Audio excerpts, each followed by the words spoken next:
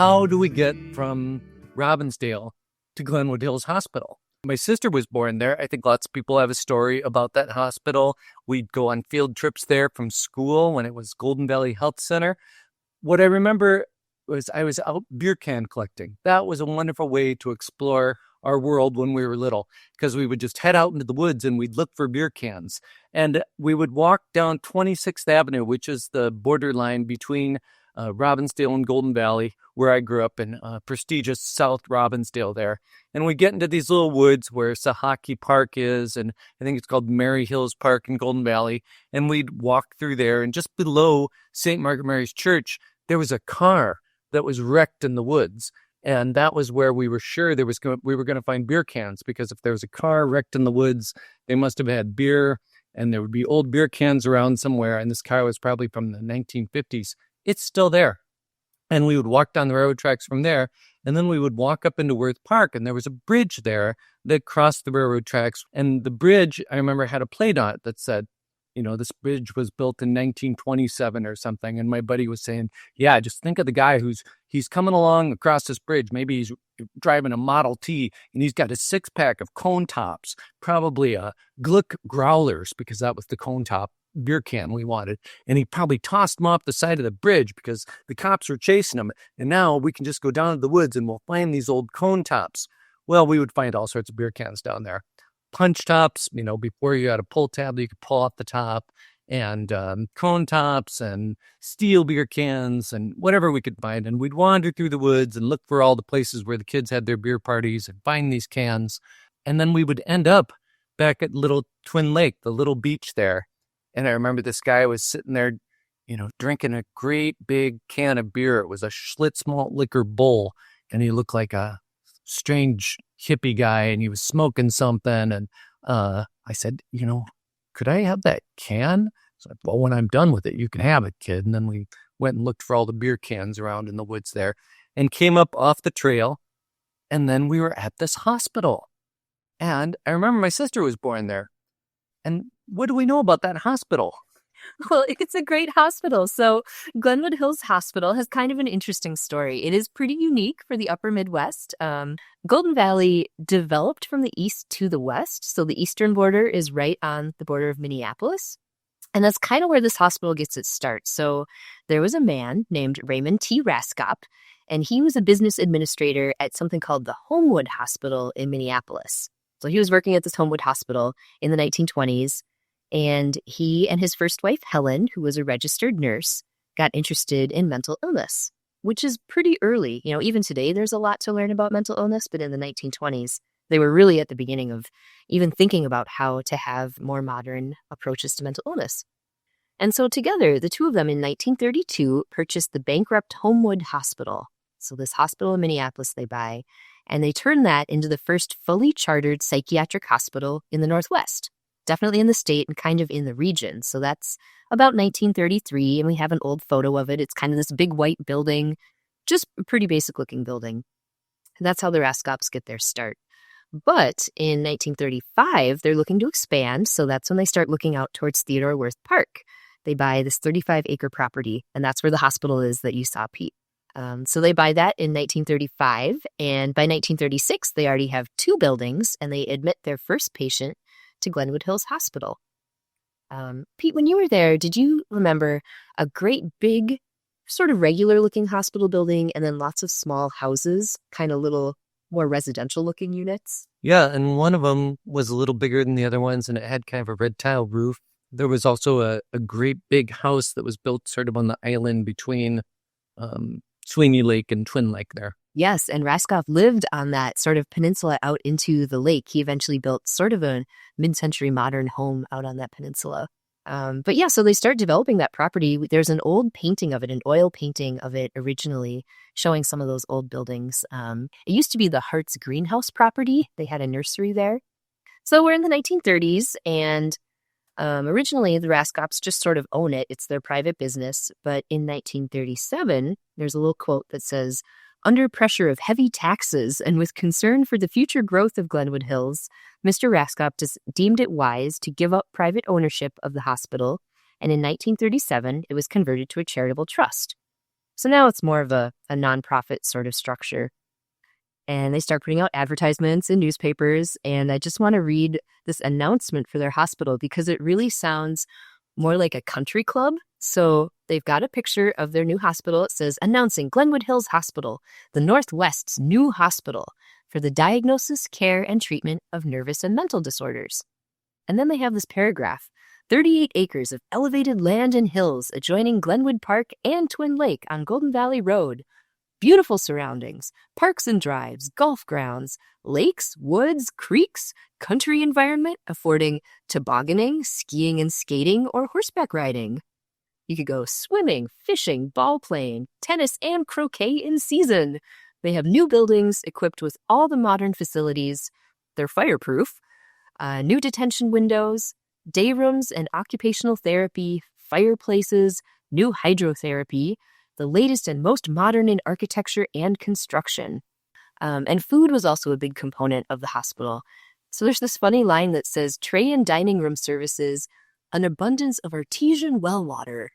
They're just pitching this beautiful hospital. I mean, it sounds relaxing, like an environment where you'd really want to go to sort of convalesce and maybe regroup and get a new start on life. So they keep going. In the 1940s, now they start a school of nursing. They have a neuropsychiatric school of nursing, which is pretty unique for the 40s. And they keep up with technology. They have their first X-ray film of a psychiatric patient in 1950. And this is all leading up to, by 1957, they're the largest non-governmental hospital meeting the needs of psychiatric patients in the Midwest. So they're this regional psychiatric facility. But then there's a little bit of a change, so now they keep growing. In 1958, they become a full-fledged general hospital. So that's when they opened what would be that big, really hospital-looking building that you would have seen. Huge. And it went down the back of the hill, so it seemed like it was small when you were up in that parking lot. There was a little circular parking lot there, campus, I guess. And then the backside was this 4 stories of glass and windows. Yes, big windows looking out over the lake. They offered all sorts of services, everything from surgical, medical, OBGYN. So you mentioned your sister was born there. A lot of kids were born there. In the 80s, my mom thought about giving birth to me there, but I actually was born in St. Louis Park. But so, they've got this great big new building and this school of nursing. So the School of Practical Nursing was licensed in 1958. And they graduated like 50 to 60 students each year for about 6 years. If you come to the Golden Valley History Museum, we have a great photo of all these nurses lined up on the basketball court. They're wearing their like starched white uniforms. They've got their prim little hats and stockings on. But if you look in front of them, is all their cigarettes that they threw down before the photo was taken. So it's just kind of this funny snapshot of the School of Nursing in 1958. You have an eye for detail. Because it's kind of a story, right? It's just all these really prim and proper ladies after the photo's taken. So they're also building. They continue to build. In 1960, there's a building back on the lake called the Park Building. This is more of a long, low, flat building that's still there today. And that building focused on psychiatric programs, including occupational therapy and recreational therapy. Those were sort of new developments in the treatment of mental health. So that building is back on the lake, and it also had a research laboratory. The research center was established in 1962 under the direction of, I think it's Dr. Goshen, but it looks like Dr. Gawkin. I'm not quite sure how to say it, but he worked there for a long time. And they studied mental illness, but also long-term illnesses like cancer and arthritis. And an interesting side note is if anyone's seen the movie Slaughterhouse-Five, they actually filmed part of that in the hospital. They paid $300 to film some scenes in the research laboratory there. So that's kind of unique. Yeah, well, they filmed a good part of it in Robbinsdale, too. The car chase takes place down Victory Memorial Drive. No. All in the neighborhood. That's right, yeah. But in the 60s, Raymond T. Raskoff, he's getting a little older. So in 1964, he retires. And in 1966, they established the Child and Adolescent Psychiatric Unit. It gets its own building. And that's kind of a development because they're starting to recognize that adult mental health is different from children and adolescent mental health. And so that's a big development in the field. They also have a newsletter, Echo of the Hills, I think it's called, and they have a new logo that comes out for the first time in 1969. We have a banner that has a GHH for Glenwood Hills Hospital in 1969. Do you have any of the newsletters? We do have the letters, yes. In case I want to read them. They're in the archives. You can come and check them out, and they've got great photos. So in 1969, they started the music therapy program, and we have a photo of these two folks tuning up ukuleles for their music therapy program. And I like that development because it sort of shows the humanity of trying to bring fun activities to people who might be in a really hard time in their lives. So they start this music therapy program, and in 1970, they have the first music therapy internship in Minnesota. So it's kind of fun. Well, so we're going to kind of get into some business history. Just like today, I think health centers have a lot of administrative and business considerations. So they start to combine. They start to sort of be conglomerates. So in 1970, Glenwood Hills Hospital and the Anoka Community Hospital Association combined. They become something called Health Central, Inc. That also includes Mercy Hospital in Coon Rapids, Unity Hospital in Fridley, and they have a division for research and education. So these sort of like local homegrown hospitals can't really make it on their own anymore. They're starting to combine into a big group effort. But Glenwood Hills is still doing some of its own stuff. In 1971, they start some construction related to a couple new buildings called Building A and Building C. And if anyone remembers the Courage Center, they break ground on the Courage Center in 1971. It's a little bit of a separate entity, but it's right there at the corner. Now I think it's called the Courage Kenny Rehabilitation Institute. They sort of combined eventually. Isn't there another one just kind of across the way that's a neurology? Yes. Beautiful building. Yes, there's a neurology building just across from that, and they did win an architecture award for that building. So they were proud of that too. I actually took swimming lessons at the Courage Center when I was a little kid because the pool is nice and warm. That's good for folks with disabilities who want to be in the water, but also good for little kids. So that's where I learned how to swim. And they're doing some other fun stuff. In 1972, they have a garden. They grow things like rhubarb, strawberries, raspberries. They do vegetables like lettuce, beans, peas, radishes, carrots. The patients and the staff can work in the garden. And a little bit more development. They renamed themselves to the Golden Valley Health Center. So Glenwood Hills Hospital became part of that big conglomerate. And then in 73 becomes Golden Valley Health Center.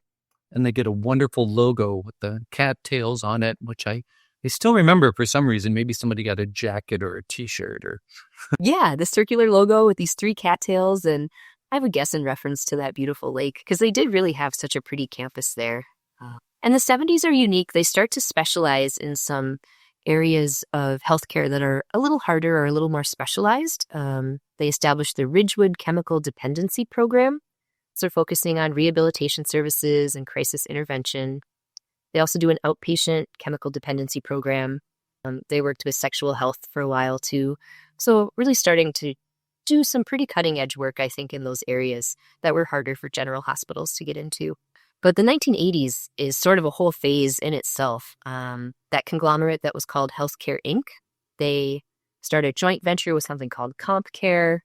Then in 86, like half of it gets sold, they merge. There's all this business stuff going on because I think it's hard for the hospitals to do this independently. So in 1988, an investor group led by Steve Camber, who was one of the hospital's top CEOs, he purchased the Golden Valley Health Center for $21 million.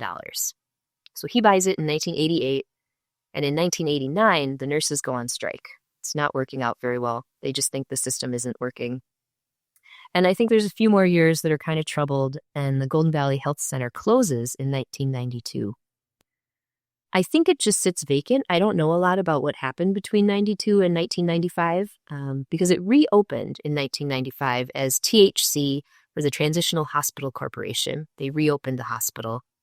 And I think focused on what was called the Park Building, the one in the back by the lake, because it's a beautiful campus, like we said, but those acres in 1996, 92 acres are sold for the Hidden Lakes development. And they do a big housing development there eventually, but not after. The community has a lot to say about it. They think it's such a beautiful space that in 1997, almost 500 people sign a petition opposing this development. They really want to keep that natural space. But the development goes through, and there's houses there today. And so is the Regency Hospital is in the back.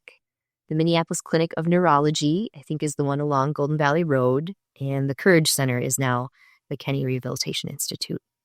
So that's a quick overview of the hospital. But it is a beautiful property. And I used to go back there when I worked for mosquito control. I'd work back in the woods and along the lake. And Pete, I think you've been back there too. Oh, I spent lots of time back there. I mean, the woods were big when I was a kid, and that was sort of one of the further places I would go to, but I ended up going there a lot. I remember the little trail, because in order to get to the little hidden beach on Twin Lake, which we'll just call Bare Ass Beach, because that's what most people recognize it as, you would cut through the hospital because that was the easiest way to get there. And there was always a grumpy old security guard there that would chase you or tell you can't be back here. But, when you're on a bicycle and he's walking, and there's just this little stretch of land they own. And then once you're on that trail, you're into Worth Park, and they don't own that. So, but I remember it was like one of the first times I saw a deer in the city. So I'm coming along that trail on my bike, and here's this great big deer, in the trail. And yeah, it's just, there's these two beautiful little lakes, and Twin Lake, right behind the hospital, was so deep, a nice place to swim, because the drop off, I think it's about 80 feet deep, and the drop off happens right away. So it's just deep and clear. And I know when they were building that housing development, there was a lot of consternation and city council meetings filled with people that were hoping that they could have that as park, or that the lake wouldn't be damaged. They were concerned about the houses being built on the peninsula that was going to mess up the springs that fed the lake. And they were doing all sorts of testing of the water to see if it was going to be okay. Yeah. And I think you're right. A lot of people did meet back there to swim. So like some good wholesome activities and maybe some other edgier activities. I think it was a hookup spot for a lot of folks. We have some stories about all that. Yeah, it was very popular among gay men, I think, in the 70s and 80s. Some cruising was going on back there, and some other poor behavior. And in general, just people drinking and smoking, and a beach that was without a lifeguard, or that was unsupervised. And secluded, like you have to go back through the woods and down a hill. Like it's not the easiest beach to get to. Yeah, it's a good long walk. Every once in a while, the newspaper would do a story on it. I was collecting clippings for a while there, going all the way back to the 1970s. You have these people that wanted to have a clothing optional beach, and it certainly was that way when I was a kid. Yeah.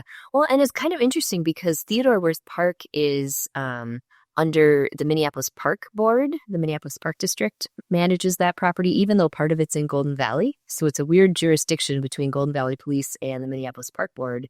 They always have to kind of figure out who's in charge of some of these natural spaces. The police came down often.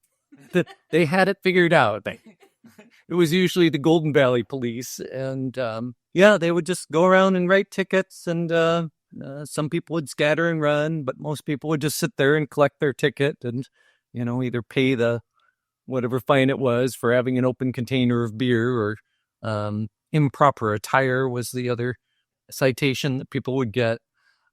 Thinking about that area and that property, if you go back into the 1920s, like there wasn't a streetcar line that was going to get you right there.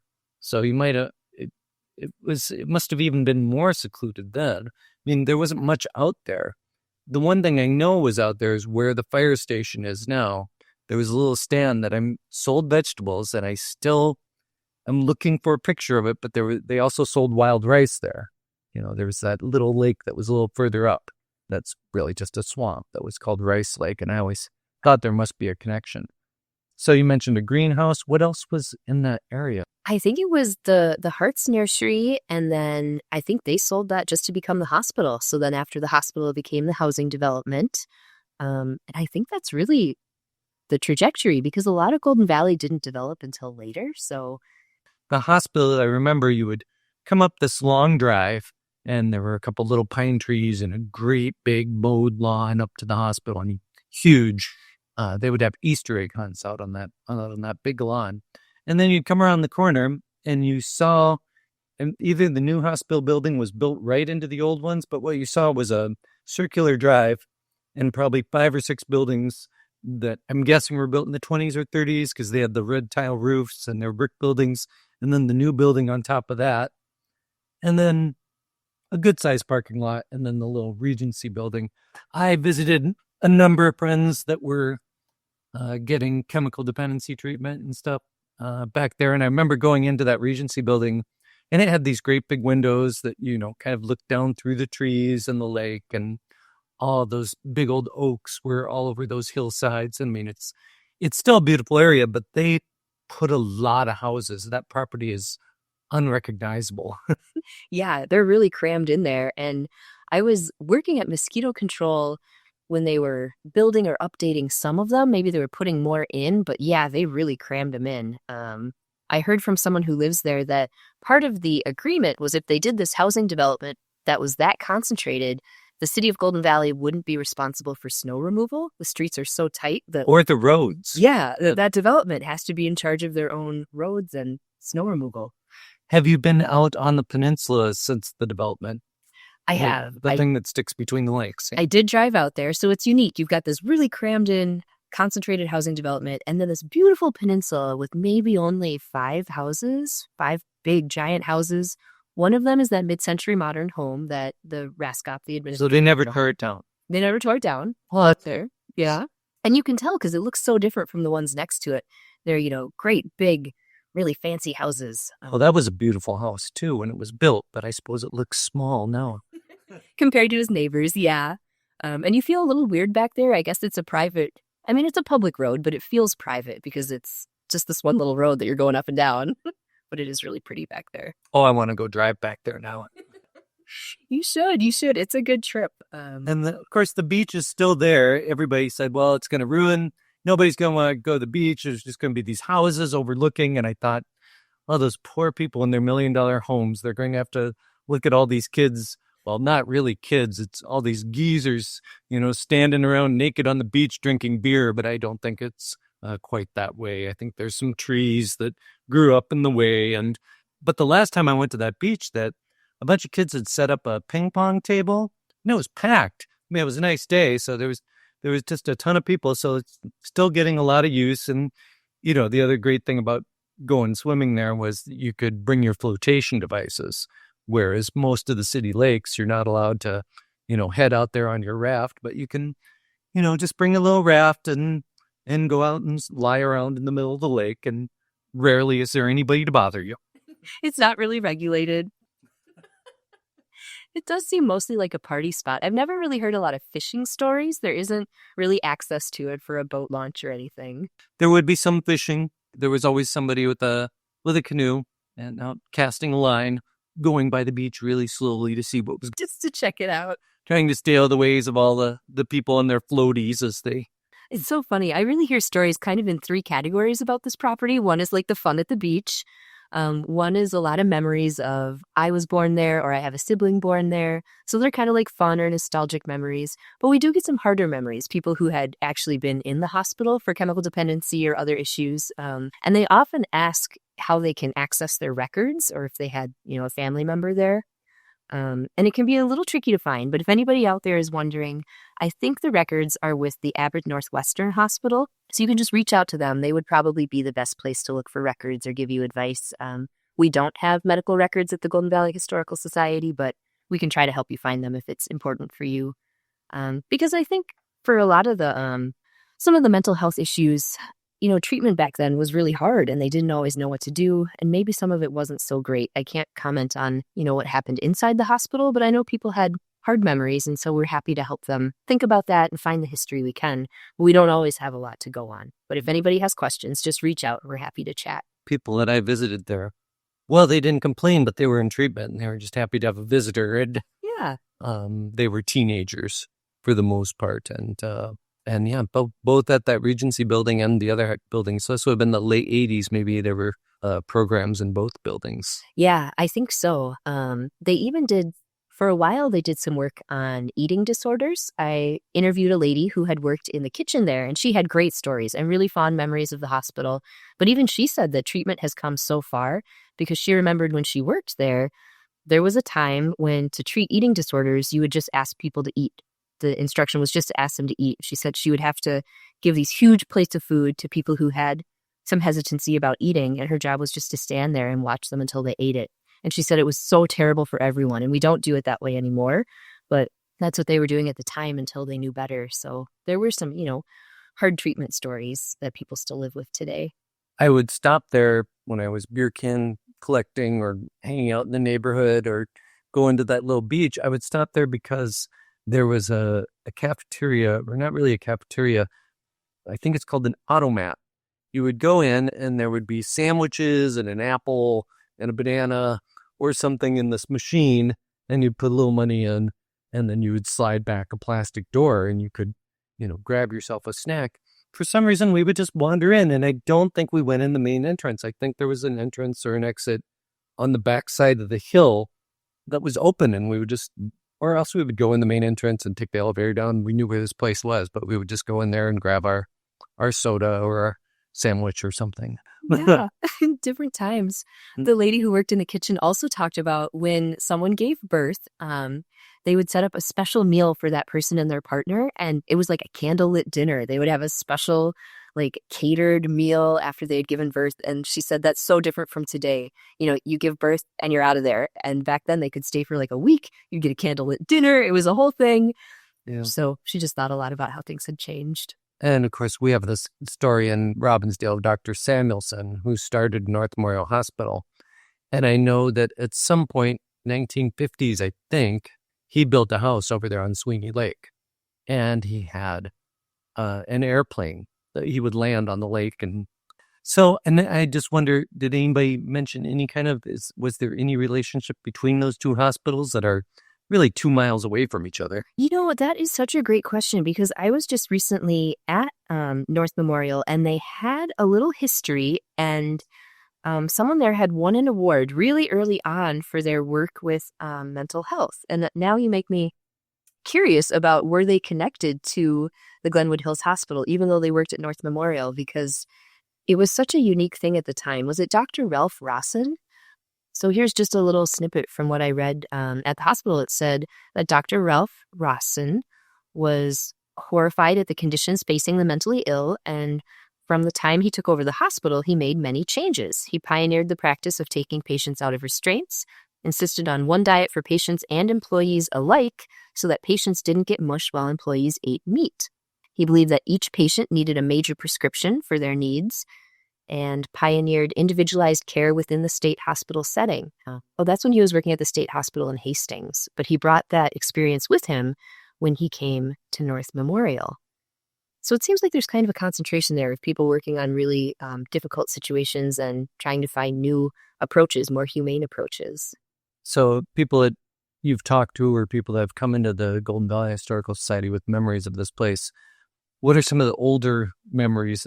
Does anybody have a story from the 40s or the 1950s that you can remember? No, really the earliest we get are short stories like, I was born there. My sister was born there. Yeah. I remember there were some weather events. I think there was maybe a tornado that blew out some windows, or a big snowstorm and they were trying to get to the hospital, things like that. So sort of, happy-go-lucky nostalgic stories. I don't know how you would have got up that hill unless you had a good snowplow. But Yeah. I wonder when it was paved, when the road back there was paved. Because it was way back in there. You raised such a good point about how did people get there? I don't know. I understand there's a couple heavy bronze plaques in the basement of the Golden Valley Historical Society that give us the history of the hospital and its founders. Maybe we could finish out by just reading what's on those plaques. All right. So this is a plaque that we have at the Golden Valley Historical Society. And it says, in memory of Raymond T. Raskup, 1900 to 1979. Golden Valley Health Center owes a debt of gratitude to its founder and first chief executive officer, Raymond T. Raskup. In 1932, Mr. Raskup and his wife, Helen, purchased the bankrupt Homewood Hospital. They refitted Homewood as a psychiatric hospital and assisted in the establishment of the first neuropsychiatric staff in the Northwest. In 1935, the Raskups acquired the first 35 acres of what is now Golden Valley Health Center and created Glenwood Hills Hospital. Growth and expansion were rapid under Raskop's leadership. In 1941, he opened a neuropsychiatric school of nursing. He organized a cancer research department. The hospital grew to 400 beds and supported 2 community groups in building Unity Medical Center in Fridley and Mercy Medical Center in Coon Rapids. Raskop was extremely active in Golden Valley's civic affairs. He served as chief of police and as mayor. He helped in developing 38 housing additions in Golden Valley, among them Tyrell Hills, Glen Urban, and Spring Green. In 1951, he received a state certificate of commendation for 25 years of progressive leadership in hospital administration and was cited as an outstanding Minnesota citizen. He was an Optimist Club member for 28 years and was a fourth-degree Knight of Columbus. In 1956, he was honored as being chosen by the American Hospital Association to be a part of a special delegation which visited Russia. Raymond T. Raskop is remembered as an energetic and important influence in hospital and community life. His contributions to Golden Valley Health Center are not forgotten. So that was Raymond T. Raskop, and then I would also like to read a plaque commemorating his wife, Helen, who was his key partner in a lot of his business ventures. So this other plaque says, "In the loving memory of Helen Swenson Raskop, RN, great leader of modern nursing, co-founder of Homewood and Glenwood Hills Hospital, graduate of Lutheran Deaconess Hospital, North Dakota, 1920, co-organizer of First Neuropsychiatric Staff in the Northwest, original member of the Board of Trustees of Glenwood Hills Hospital, respected and beloved by nurses, doctors, and patients alike. Her memory will be an inspiration in the great cause for which this hospital now serves. This tribute is erected by her devoted friends." Thanks for listening. I'm Crystal Boyd. Robbinsdale Revisited is brought to you by the Robbinsdale Historical Society. Our little history museum is located at 4915 42nd Avenue North in the heart of Robbinsdale. We're open Fridays and Saturdays from 10 to 3. You can also visit us online at robbinsdale.org. You found this episode, so you know where to find the next one. Bicycle into the city every Saturday to see our friends. In the bus back home, sitting hand in hand when the evening ends. Oh, when the evening ends. Oh, when the evening ends in Robbinsdale.